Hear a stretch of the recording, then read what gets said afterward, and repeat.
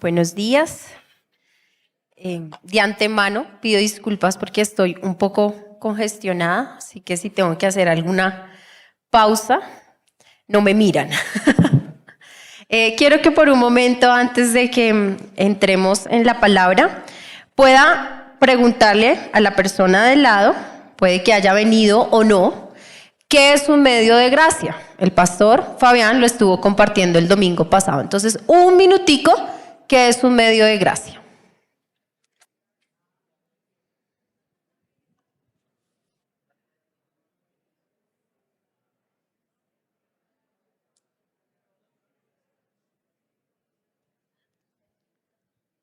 Bueno, ahí con lo que compartimos, empezamos una serie nueva el domingo pasado y se titula Los medios de gracia. Y los medios de gracia son aquellas cosas que Dios ha provisto que nos permiten crecer en Él, que nos permiten crecer y madurar a la altura de Cristo. Y el domingo pasado estuvimos viendo el primer medio de gracia, que es la palabra, la escritura. Y hoy vamos a abarcar un segundo medio de gracia, pero antes de detallar cuál es, quiero que piense si usted ha vivido esta escena en su vida. ¿Cuántas veces usted no ha querido comer? Porque está enfermo, porque se siente maluco. Piense cuando era niño. Creo que cuando son niños hay muchas veces que dicen no quiero comer. Y en esas ocasiones, si pensamos en un niño, ¿qué hacen los padres? Milagros. Los padres hacen de todo para que sus hijos coman. ¿Por qué? Porque es algo esencial, ¿cierto? Porque lo necesitan. Y los padres inventan las formas, entonces si no quiere el brócoli, se lo hacen un panqueque. ¿Sí? Si no quiere las alberjas, se las hacen una crema. De alguna manera tratamos de garantizar que nuestros hijos coman porque lo necesitan. Ahora, si somos grandes y nos sentimos mal y no queremos comer, de pronto nos podemos dar el chance porque ya no nos están obligando a no hacerlo. Pero hay un punto que aún nos obligamos a nosotros mismos y nos toca, así sea comenzar por galletas de soda. Porque es algo que nuestro cuerpo necesita, porque es algo que es vital para nosotros. Hay un medio de gracia que pareciera estar en este mismo escenario. Muchas veces no lo queremos. A veces porque nos da pereza, porque lo sentimos aburridos, porque creemos que nosotros no estamos llamados a eso. Pero ese medio de gracia nos toca. Y ese medio de gracia es la oración. La oración compite con la Biblia como uno de los medios de gracia donde más se descuida en la vida cristiana. Ellos dos están lidiando la batalla de cuál de los dos lo descuidamos más. Si descuidamos más la lectura de la palabra o la oración. Y la pregunta entonces sería, ¿por qué se nos dificulta tanto orar? Hoy no me voy a centrar en un texto, vamos a ir viendo varios textos bíblicos, pero quiero empezar por responder esa pregunta.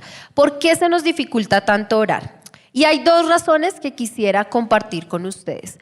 La primera razón es que nuestra carne se opone a ese espacio de oración. Nuestra naturaleza pecaminosa, aquella que un día nació en ellos, Adán y Eva, decidieron oír la voz de la serpiente y no oír la voz de Dios, y por eso dijeron no. Y de alguna manera nosotros hoy también nos oponemos a escuchar la voz de Dios y tratamos de decidir por otras cosas. Nuestra carne se opone a estar en intimidad con Dios. Nuestra carne se opone a estar en comunión con Dios. Y se opone porque la oración es una forma que derriba la autosuficiencia. Y de alguna manera nosotros, consciente o inconscientemente, sí nos creemos autosuficientes. Nosotros podemos solucionar las cosas. Nosotros podemos traer al menos medio arreglos a las situaciones que vivimos. Y la oración claramente es una negación a la autosuficiencia. Porque al orar estamos diciendo nosotros no podemos. Necesitamos de Dios en todos los aspectos de nuestra vida. Recuerden que lo que la carne más se opone es lo más esencial. La segunda razón es nuestra falta de fe. La oración es una oportunidad para participar en lo milagroso y contemplar lo que Dios puede hacer. Efesios 3:20 dice, más abundantemente de lo que pedimos o entendemos, Dios hace. Pero nuestra falta de fe nos hace ver que la oración realmente no va a llegar a nada.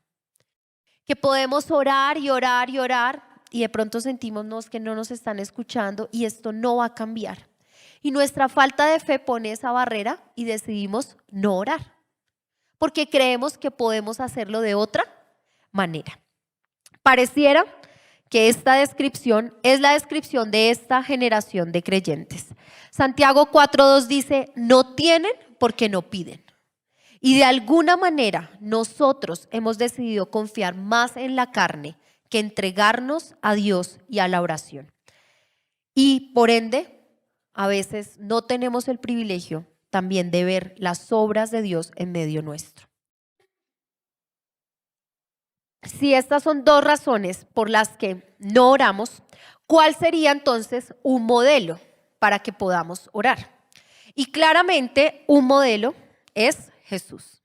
Jesús es un modelo por excelencia y sin exagerar podemos afirmar que Jesús fue un hombre de oración. Y ustedes pueden decir, bueno, ¿de dónde Yueli está sacando eso? Quiero que vaya un momento a Marcos 1. Yo voy a ir citando algunos pasajes y usted quiero que vaya mirando cómo inician esos versículos. No voy a leer todo el texto, solo quiero que usted me siga ahí para que se dé cuenta que realmente Jesús era un hombre de oración. Jesús, cuando inició su ministerio, tenía una agenda súper apretada. Estaba ocupado, habían exigencias y sin embargo eso no hizo que Jesús dijera, es que estoy tan ocupado haciendo tantas cosas que son buenas, que son necesarias, que no tengo tiempo para orar. Es que necesito sanar a los enfermos, entonces no tengo ahorita tiempo para orar. Sino que por el contrario, aún en medio de esa agenda llena, Jesús dio una relevancia a la oración. Marcos 1:10 dice, inmediatamente él salió de las aguas bautismales. Marcos 1:12, enseguida el Espíritu lo impulsó a salir al desierto. Versículo 20, al instante llamó a Juan y a Santiago. Versículo 21, enseguida en el día de reposo entró a la sinagoga y comenzó a enseñar. Versículo 29, inmediatamente después de que salieron de la sinagoga, entró en la casa de Simón y Andrés. Versículo 29. Versículo 30 y 31, enseguida le hablaron de la suegra de Simón que estaba enferma y la sanó. Versículo 32 y 34, posteriormente trajeron endemoniados y enfermos y Jesús los sanó. Todo el día y la noche Cristo se había dedicado a hacer la voluntad del Padre y satisfacer las necesidades de su pueblo. Pero mira el versículo 35 conmigo. Levantándose muy de mañana, cuando todavía estaba oscuro, Jesús salió y fue a un lugar solitario y allí oraba. Si ustedes se dan cuenta, Marcos usa hasta palabras para decir que era inmediato una cosa tras otra. Jesús no se sentó a tomarse el tintico, no hizo la siesta. Jesús estaba ocupado, realmente ocupado. Y yo creo que al final de la jornada, siendo 100% Dios, pero también 100% hombre, estaba cansado. Piensa en una jornada suya de trabajo, en un día de casa que fue difícil. Lo único que usted quiere es que llegue la noche, el momento de usted acostarse y dormir. Y que nunca suene el despertador. Ese es el panorama. Jesús estaba cansado. Había hecho cantidad de cosas y no habían sido todas en el mismo sitio. Si ustedes detallan esos versículos, se había tenido que ir de un lugar a otro y no tenía su carro ni su moto. Tenía chanclas. Estaba cansado. ¿Y qué fue lo que hizo en el versículo 35? Levantándose muy de mañana cuando todavía estaba oscuro. Para Jesús no fue una excusa tener una agenda llena y 1000 ocupaciones para decir que la oración no era importante. Por el contrario, buscó la forma de cumplir con todas sus obligaciones, pero de tener un espacio de oración. Jesús reconoció la absoluta necesidad de la oración. Y miremos ahora el Evangelio de Lucas. De pronto ahí voy a ir un poco en otros capítulos, si usted puede ir siguiéndome. Ahí vemos el detalle que hace el Evangelio de Lucas frente a momentos en que Jesús oró. Jesús oró en su bautismo, Lucas 3:21. Jesús fue a un lugar solitario para orar mientras la multitud lo buscaba, Lucas 4:42. Jesús se retiraba en medio del desarrollo de su ministerio a lugares solitarios y oraba, Lucas 5:15 y 16. Antes de elegir a sus discípulos, Jesús se fue a un monte y pasó toda la noche en oración. Y a mí me encanta pensar esto porque él ya sabía cuáles eran sus discípulos. Y aún así se apartó para orar porque iba a ir a escoger a las personas que lo iban a acompañar, que las sabía de antemano, pero él quería estar en dependencia total del Padre. Jesús fue a solas a orar antes de anunciar su muerte frente a sus discípulos, Lucas 9. Jesús le enseña a sus discípulos a orar, Lucas 11:1. Si se dan cuenta, he citado varias porciones de Lucas en donde se hace evidente que Jesús, ¿qué hacía? Oraba. Jesús tenía espacios de oración.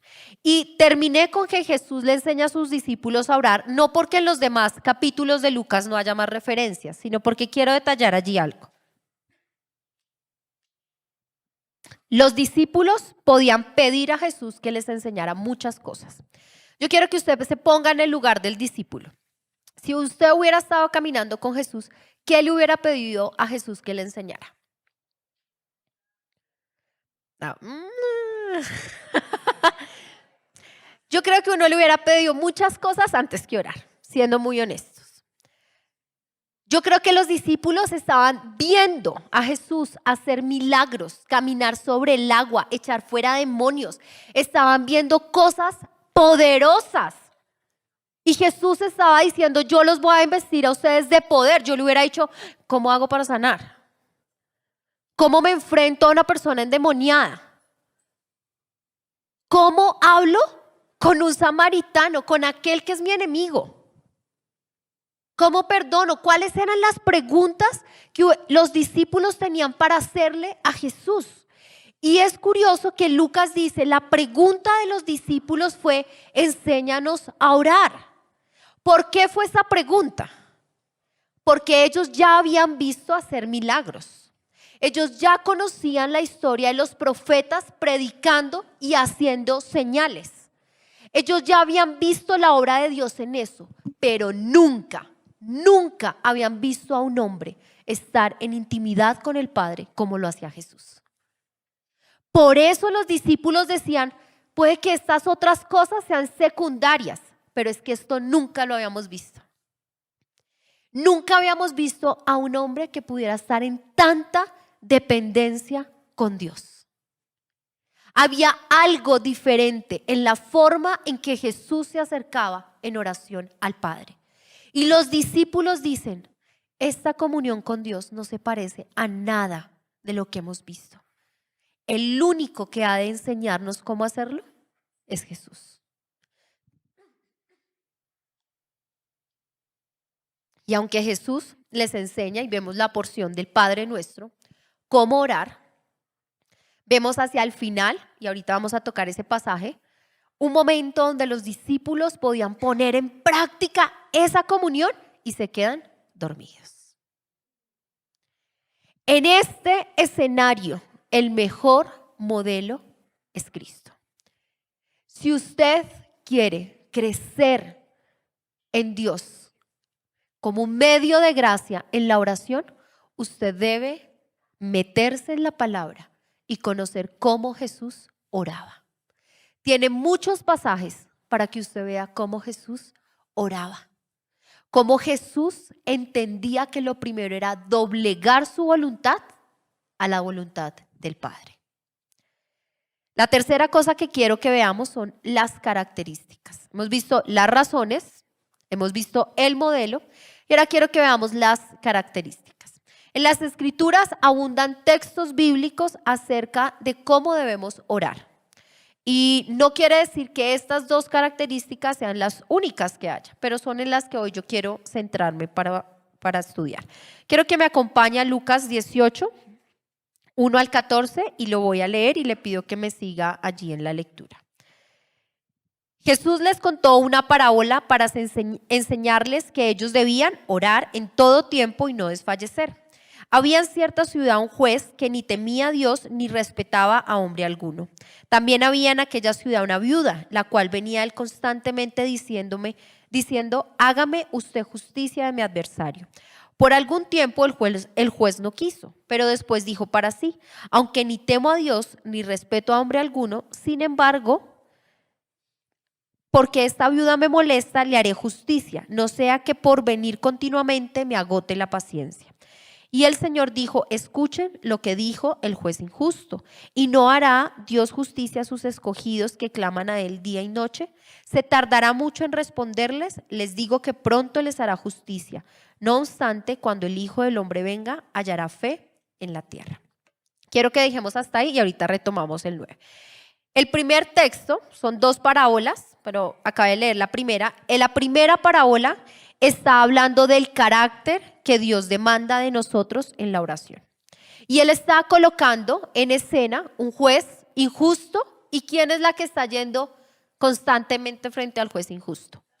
La viuda, ¿sí? En algunas versiones dice que molestaba, ya era molesta la insistencia de esta mujer. Y esta primera parábola nos muestra la perseverancia. Las dos parábolas están estrechamente relacionadas, pero en esta primera parábola Jesús está animando a sus discípulos a entender que en la oración debe haber perseverancia. Yo no puedo decir hoy como cristiano y como discípulo, yo oro cuando solo oro por los alimentos. Y puede que suene un poco fuerte, pero realmente esa no es la característica que Dios demanda de un discípulo.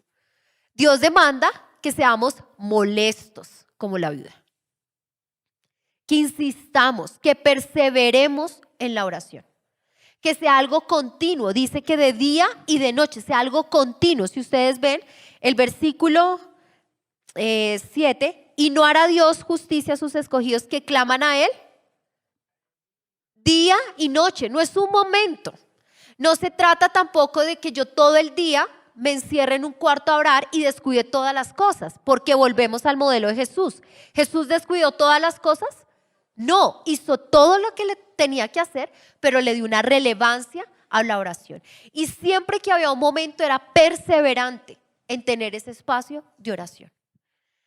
Acá la palabra nos insta a que nosotros debemos perseverar en la oración. Miren, independiente de los escenarios, esta viuda estaba en una situación difícil. Había alguien que la estaba oprimiendo, había un adversario. Aún en el momento de dificultad, como en el momento en donde solo podemos dar gracias, debemos ser perseverantes en la oración. En lugar de desanimarnos, porque a veces no hay respuesta, tenemos que seguir perseverando.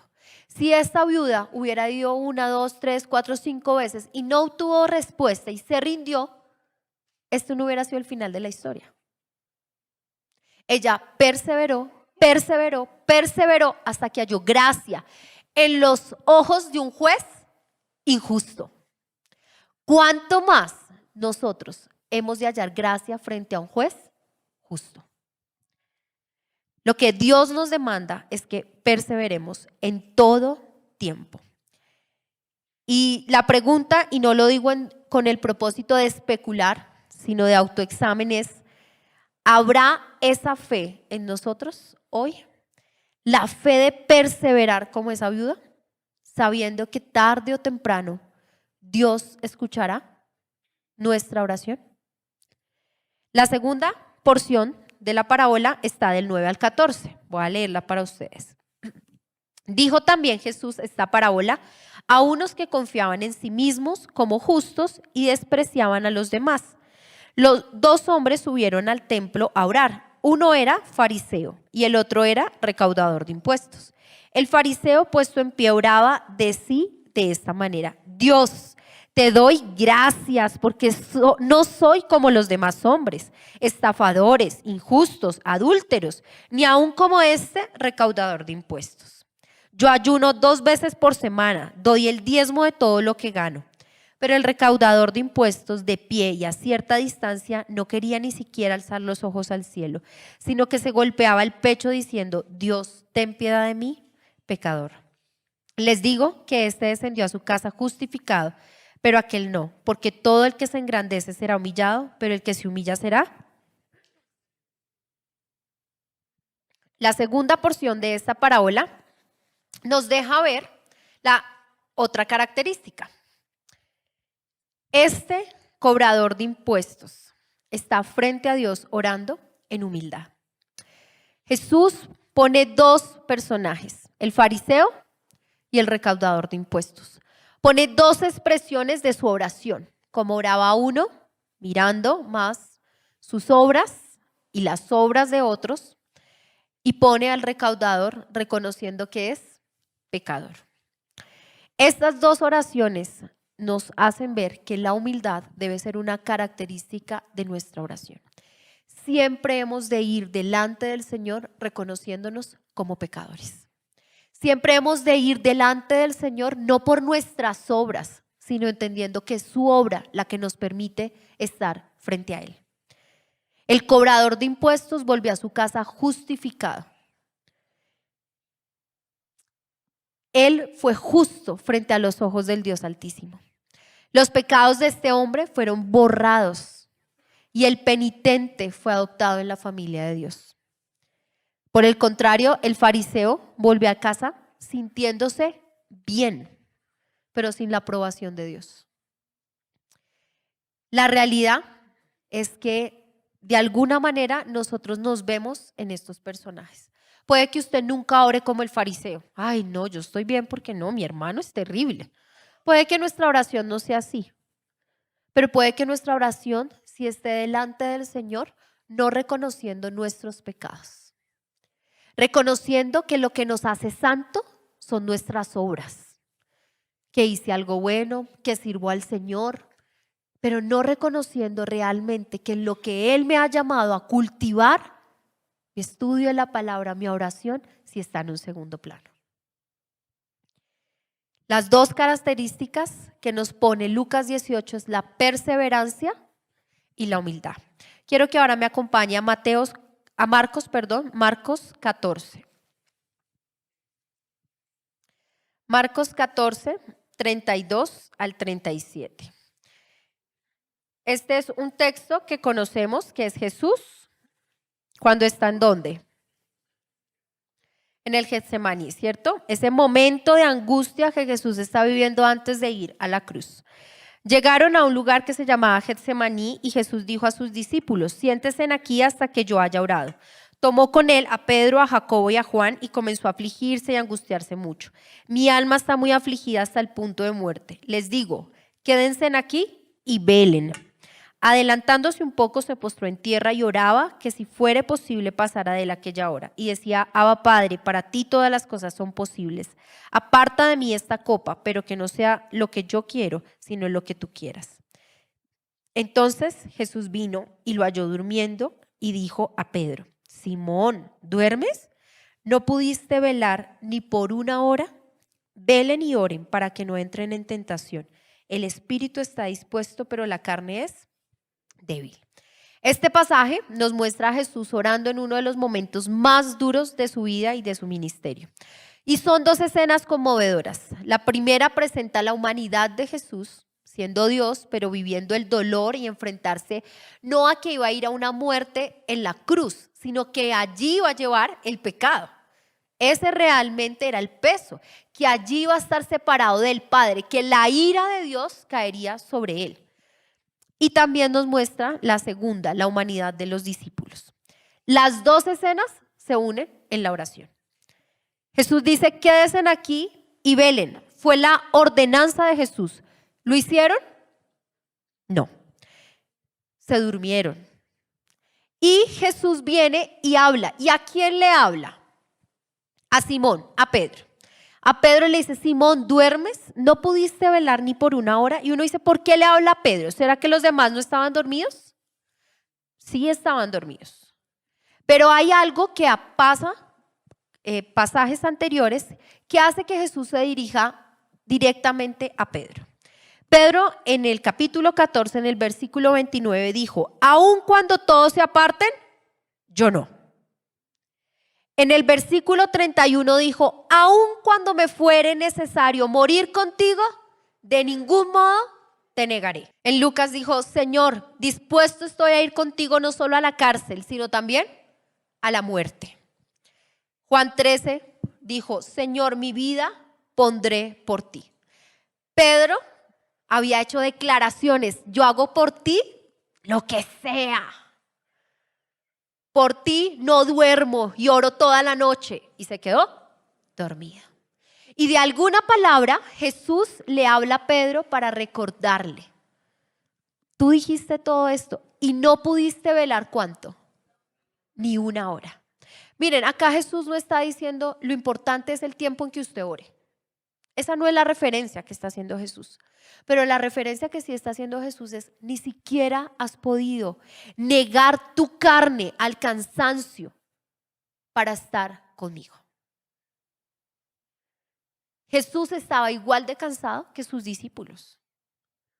Y Jesús estaba allí lidiando con su cansancio, con sus dificultades, pero estaba allí batallando ese momento. Y yo creo que cuando Jesús dijo eso, Pedro dijo, trágame tierra. ¿Yo por qué dije eso antes? Lo irónico es que Jesús se va y vuelve y ¿cómo estaban? Dormidos. Era la lucha de la carne. Pero en la lucha se podía ganar solo orando. Si ellos se sentaron ahí con ese cansancio, ay Señor, ayuda, pues se durmieron. Nosotros debemos batallar con nuestra carne para poder estar en intimidad con Dios. Batallar con nuestra carne porque necesitamos depender de Dios. No es una tarea fácil y no es fácil cuando no vemos resultados, pero es un paso de fe. Al saber que Cristo tiene su oído inclinado a nosotros. Velen y oren para que no entren en tentación. Jesús, viviendo ese momento tan difícil, le dice a sus discípulos, la oración les ayuda a no entrar en tentación. Les ayuda a vencer aquellas cosas que vienen para que ustedes cedan a la carne. Para que ustedes no sean vigilantes y por el contrario se rindan. Si ustedes ven el versículo 41, vino por tercera vez, 3 veces y les dijo, ¿todavía están durmiendo y descansando? Basta ya. Ha llegado la hora. Miren, el Hijo del Hombre es entregado en manos de los pecadores. Levántense. Vámonos, ya está cerca el que me entrega. Siendo Dios, no se pegó la enojada del siglo con sus discípulos, sino les volvió a decir, basta ya, levántese. Recuerden que la única forma de vencer la tentación es en la intimidad conmigo. Algo que a mí me encanta de este pasaje es que sí pone en escena nuestra debilidad. No pudiste velar ni una hora. Si hoy Dios te preguntara a ti, Yueli, ¿no has podido velar ni una hora? ¿Qué excusa yo tendría? No, es que estaba súper cansado. Estoy enferma. ¿Cuál sería la excusa que colocaríamos a la pregunta que Jesús nos está haciendo de negarnos a nosotros, doblegarnos para estar en Él? La respuesta sería, no he podido y ya sé por qué estoy en tentación. ¿Cuántas veces oramos y decimos, Señor, ¿por qué me permites eso? ¿Por qué no me ayudas? Volví a caer en este pecado. La vida de oración no está presente entonces. porque lo que nos hará resistir la tentación es la oración. Quiero colocarlo de una manera más fácil. No has podido velar ni por un momento porque cediste a la tentación de poner cosas primero que a mí. No has podido velar ni por un momento porque cediste a la tentación de que necesitas más tiempo para ti. Cediste a la tentación de que estás cansado, de que deseas ver una serie. Cediste a la tentación de que es que Dios a mí no me escucha. Yo soy muy pecador. Dios no hace nada. Cediste a la tentación de que la oración es aburrida. Hay cosas más interesantes. Cediste a la tentación de que no tienes tiempo porque estás muy ocupado. Qué ironía que al igual de los discípulos, hoy nosotros optamos mejor por ceder a la tentación en vez de doblegarnos a la oración.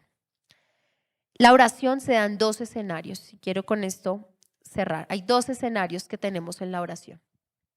Hay un escenario de la oración privada y hay un escenario de la oración comunitaria. La oración privada se da como esa adoración personal, como ese momento en que yo doy acción de gracias, de comunión y de expresión de todo tipo de petición bíblica. La oración privada no es un momento para desahogarme frente a una lista de oraciones que tengo. Primero es un momento para exaltar a Dios, para reconocerlo, para decirle: Señor, soy pecador. Y para que en lo último yo pueda decir: como pecador, te suplico que tengas en cuenta esta petición que tengo. No dejen que la oración se vuelva simplemente un momento para descargar su lista. Sea primero un espacio de exaltación, de adoración, de acción de gracias, de reconocerse como pecador. La segunda es la oración comunitaria. En el cumplimiento a las palabras de Jesús, Lucas 19:46 dice: mi casa, hablando del templo, mi casa será llamada casa de oración. Jesús estaba diciendo: en este lugar donde nos congregamos, oramos juntos. Hay espacios de oración comunitaria porque la oración de otros nos bendice también, porque la oración de otros nos permite ver también las grandezas de Dios. La iglesia primitiva cultivó la oración comunitaria. Hechos 2:42 dice que se dedicaban a la oración. Esos son los escenarios que hoy Dios pone en medio nuestro. Quiero que de alguna manera podamos recoger unas conclusiones. Podemos pasar a la siguiente. No oramos porque nuestra carne es débil, porque nos creemos autosuficientes y por nuestra falta de fe. Jesús nos enseñó que la oración es una necesidad. Él es nuestro modelo. Debemos orar con perseverancia, con humildad y oramos para no ceder a la tentación. Y hay dos escenarios, uno individual y uno comunitario. ¿Cómo vamos a poner esto en práctica? Y quiero que hoy sea de alguna manera diferente nuestro culto en cómo lo vamos a poner en práctica. Vamos a orar. En este momento vamos a tener dos bloques. Nuestro primer bloque es: vamos a orar de manera individual. Y yo le pido que ese momento de manera individual no se duerma.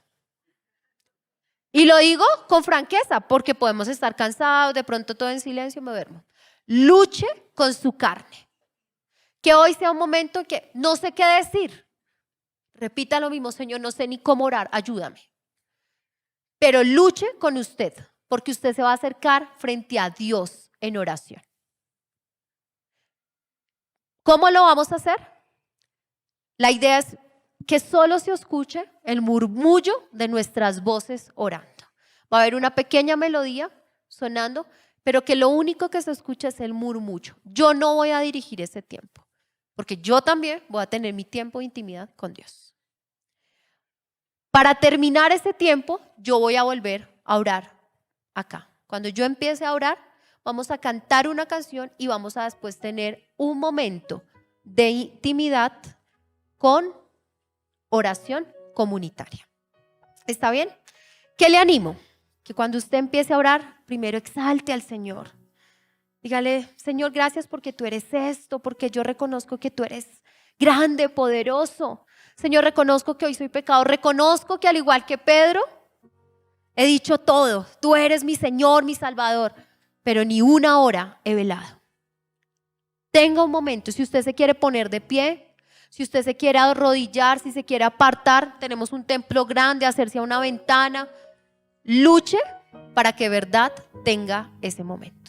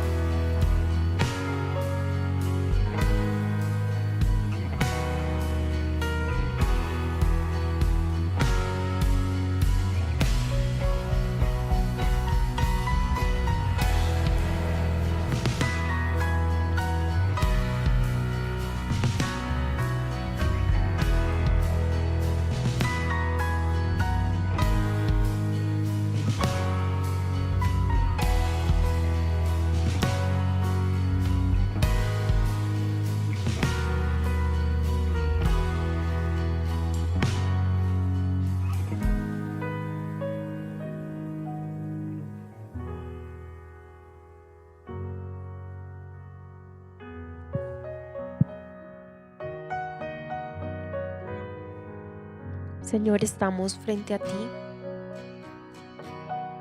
dándote gracias por este medio de gracia, porque es un regalo saber que hoy podemos tener la oración, que a través de ella podemos comunicarnos con un Dios santo, con un Dios majestuoso, con un Dios todopoderoso. Gracias por ese regalo que nos das de hoy poder venir ante ti y, aunque somos pecadores, vernos a través de la cruz, aquella que hoy nos justifica y nos santifica. Te damos gracias por ser nuestro intercesor, porque aunque a veces no sabemos cómo pedir, tú, Señor, intercedes por nosotros. Señor, gracias por recordarnos que la oración debe ser algo esencial en nuestras vidas. Hemos orado 7 minutos y puede que para algunos sea una eternidad, para otros haya faltado. Señor, pero de una manera sencilla estamos caminando en luchar con nuestra carne. Señor, yo te ruego que nos permitas crecer en nuestra vida de oración. Señor, cuídanos de esa pregunta. No has podido velar ni una hora. No has podido ni siquiera estar delante de mí en medio de tu agenda ocupada. No has podido negarte, no has podido doblegar tu carne para estar frente a aquel que fue a la cruz y dio todo por ti. Ayúdanos a luchar. Ayúdanos a luchar con nuestra carne, entendiendo que tu Espíritu Santo está batallando con nosotros y que hoy podemos estar frente a ti y levantar nuestra voz. Gracias, Jesús. Y en ese mismo sentido de oración, quiero que entonemos esta canción para después tener un espacio de oración comunitaria.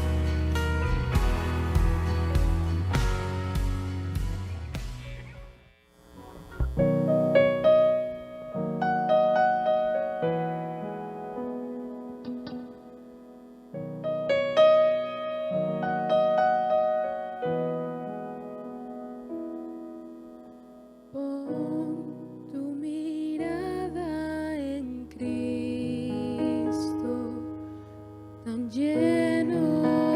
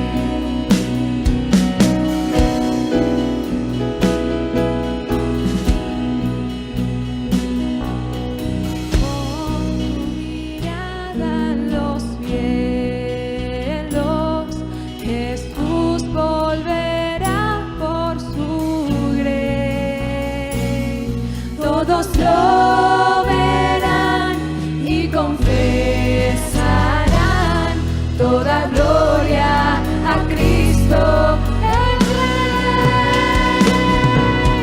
Cristo, mis ojos pongo en ti. Cristo, mi gloria y galardón. Te adoro, te anhelo, eterno Salvador. Oh Cristo, mis ojos pongo en ti. Cristo, mis ojos pongo en ti. Cristo, mi gloria y galardón. Te adoro, te anhelo, eterno Salvador. Oh Cristo, mis ojos pongo en ti. Oh Cristo, mis ojos pongo en ti. Oh Cristo, mis ojos pongo en ti. Señor, colocamos nuestros ojos en ti. Te adoramos y te anhelamos. Y queremos que esa verdad se vea en la oración. Queremos que nuestra adoración sea una expresión de adoración de nuestro corazón. Y hoy, Señor, oramos en comunidad. Esta es casa de oración. Y oramos, Señor, reconociendo que muchas veces tu iglesia ha dejado la oración en otro plano. Venimos con un corazón arrepentido frente a ti, reconociendo que necesitamos la oración en medio de la iglesia, de tu iglesia. Y en esta oración comunitaria le pido que usted levante su voz y que en oraciones cortas podamos orar juntos. Si usted desea hacerlo, levante su voz fuerte y en una oración corta podamos tener un tiempo de oración juntos.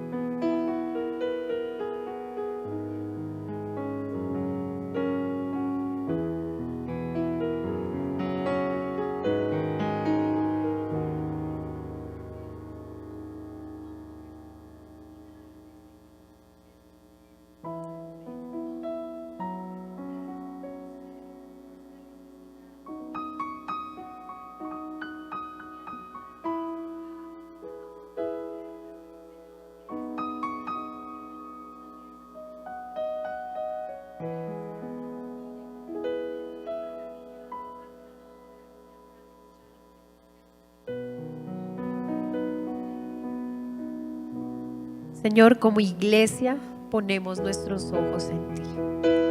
Hoy ponemos nuestros ojos en aquel que es el modelo de oración.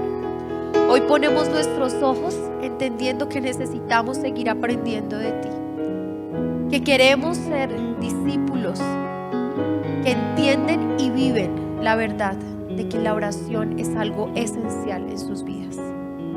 Ponemos nuestros ojos en ti y te damos gracias por este medio de gracia que nos permite estar frente a ti.